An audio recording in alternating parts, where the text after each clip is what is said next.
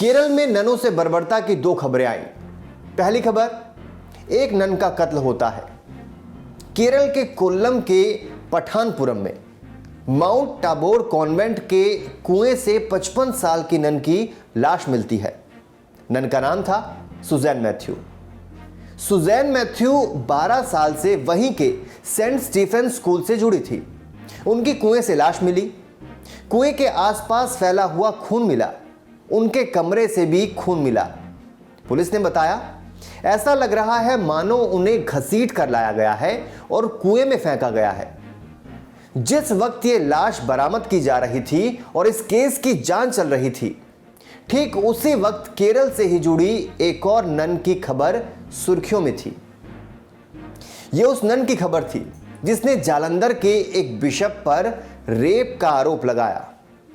आरोप यह था कि बिशप ने 2 साल में 13 बार उस नन का बलात्कार किया। तो आज की बड़ी खबर में बात उसी नन की होगी। बात मिशनरीज की होगी और मिशनरीज में हो रहे अपराधों की होगी। बताएंगे क्यों इस मामले को भारत का स्पॉटलाइट मोमेंट कहा जा रहा है। तो केरल की नन और पंजाब का जालंधर कनेक्शन क्या है? इस पूरे मामले के तार पंजाब के जालंधर से जुड़े हैं। जून महीने के अंत में केरल के कोट्टायम पुलिस के पास एक नन ने शिकायत दर्ज कराई।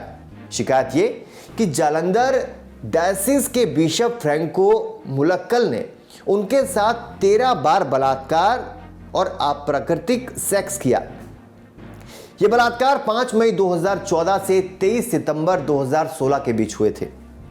अब सवाल होंगे कि जालंधर के बिशप का केरल से कनेक्शन क्या है?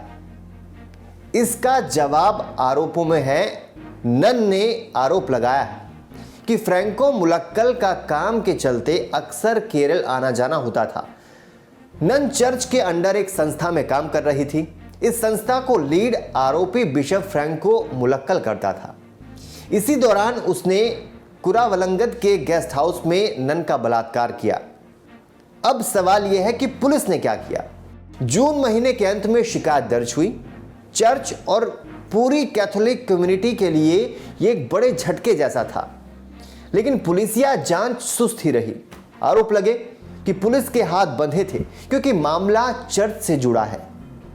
नन ने शिकायत जून महीने के अंत में की थी, लेकिन केरल पुलिस लगभग 5 हफ्ते बाद 9 अगस्त को पहली बार बिशप से पूछताछ करने पहुंची।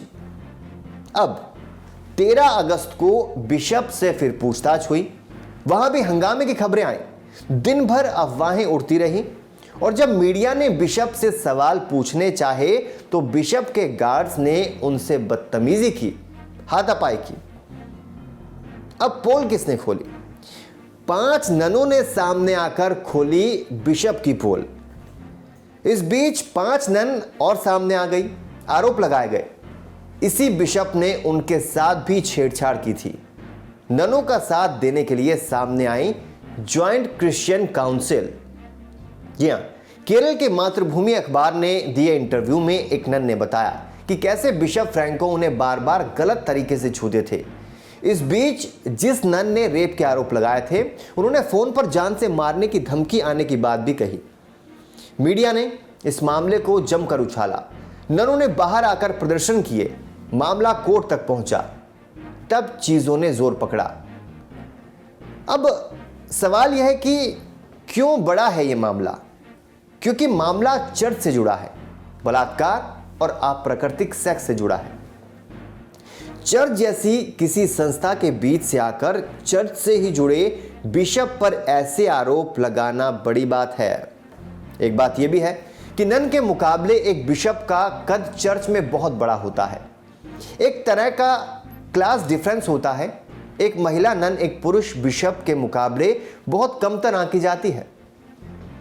विक्टिम शेमिंग भी आम बात है। ये आरोप लगते ही हैं। कहा जाने लगा कि 4 साल पहले रेप हुआ था, तो नन को अभी सामने आने की बात कहां से सूझी? फिर आए विधायक के भद्दे बोल। 8 सितंबर को केरला के निर्दलीय विधायक पीसी जॉर्ज सामने आए। एक घटिया सा बयान दिया। कहा किसी को शक नहीं कि नन एक वेश्या है। 12 बार उसने इसका आनंद लिया और 13वीं बार यह बलात्कार हो गया। उसने पहली बार में ही इस बात की शिकायत क्यों नहीं की? इस बयान की हर तरफ थू थू हुई। महिला आयोग से लेकर पोलित ब्यूरो के नेताओं तक ने इस बयान की भर्त्सना की। अब सवाल यह है, मिशनरीज का क्या कहना है? अब आप एक बात समझिए, नन मिशनरीज ऑफ जीसस से जुड़ी हुई है, कैथोलिक धार्मिक संस्था है। जाहिर है वो किसी बिशप पर आंच नहीं आने देना चाहेगी। इस मिशनरी ने फ्रैंको मुलक्कल को निर्दोष घोषित कर दिया। उन्हें किसी भी तरह का दंड देने से यह कहकर मना कर दिया कि वो किसी मासूम को बलि नहीं चढ़ा सकते। 5 ननों के आरोपों को बेसलेस करार दिया गया। कहा वो ननों का साथ नहीं देंगे जो बिशप पर झूठे आरोप लगा रही हैं।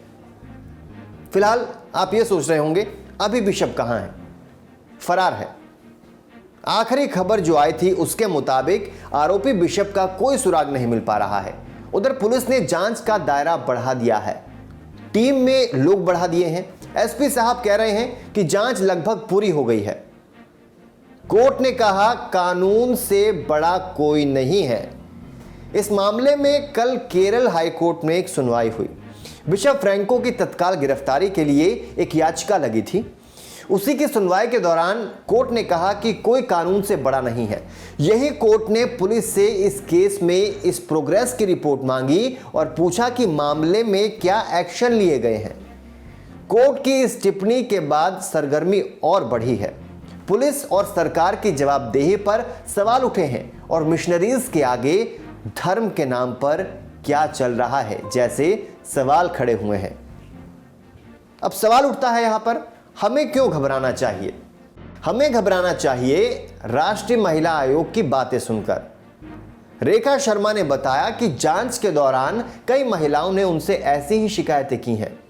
यह अंदेशा जताया गया है कि केरल के कई चर्चों में नन के साथ इस तरह की कई घटनाएं हुई हैं। अगर यह सब सच हुआ तो जांच में ऐसे और केस आएंगे जो चर्चों ने अपने रुतबे के चलते दबा रखे हैं। और अगर ऐसा हुआ तो यह सच में स्पॉटलाइट मोमेंट साबित होगा और चर्च से जवाब देते नहीं बनेगा।